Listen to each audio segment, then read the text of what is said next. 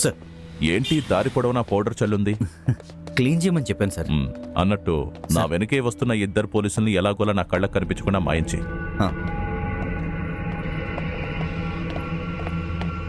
నాకొచ్చిన phone call satellite ద్వారానే వచ్చింది. It's very tough to locate. వాళ్ళ ఇన్స్ట్రక్షన్స్ ప్రకారమే మనం నడుచుకోవాలి. అదొక్కటే మనం చేయగలిగింది. దట్ మీన్స్ ఇది ముందుగానే ప్రిపేర్ అయి చేయబోయే ఆపరేషన్ అయితే కానే కాదు. వాళ్ళ ఇన్స్ట్రక్షన్స్ ఫాలో అవుతూ మన ఆపరేషన్లో మార్పులు చేయాలి. నాకు బ్యాకప్ చేసేవాళ్లే కావాలి, హీరోయిజం చూపించేవాళ్ళొద్దు. ఒక చిన్న పిల్లోడి ప్రాణానికి సంబంధించింది. ఒకరి ప్రాణం కాదు, ఇద్దరి ప్రాణాలు.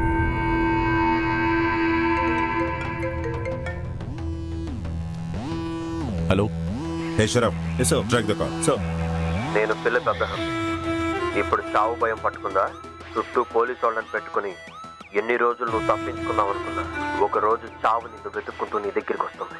డబ్బులు తీసుకొని నేను చెప్పిన చోటికి నువ్వు ఒక్కడివే రావాలి. ఇక దేవుడే నిర్ణయిస్తాడు. మనిద్దరిలో తెలివైన వాడెవరు? ఫిలిప్పే. ఓ, నిన్ను వాడు ఏమైనా చేయగలడు. మనం వేరే ప్లాన్ వేద్దాం. వద్దు సార్, నేనే వెళ్తాను. మాలో ఎవరు బ్రతికుండాలో దేవుడే నిర్ణయిస్తాడు. నన్ను ఇక్కడి నుంచే బయలుదేరమని చెప్పాడు. నేనెక్కడికి రావాలో ఫోన్లోనే చెప్తానన్నాడు.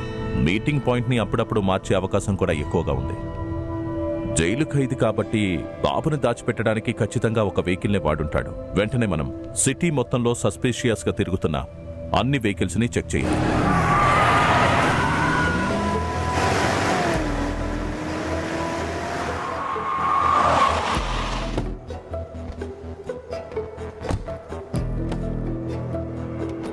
అండ్ ఐ రిపీట్, ఎవరు heroism చూపించొద్దు.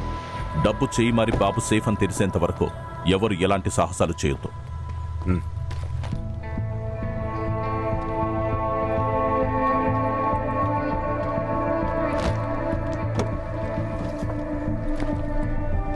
Best of luck.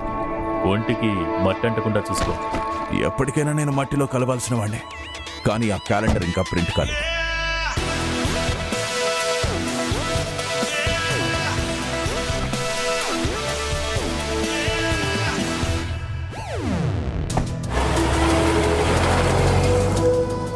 Derrick కార్లో ఉండి మాట్లాడే మాటలు మనం వినొచ్చా? వినొచ్చు సార్.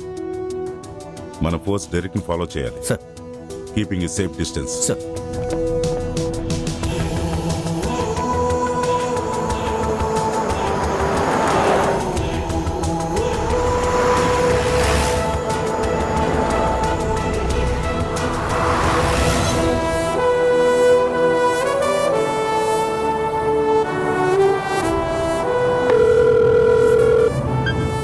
ఇక్కడ నుంచి రైట్.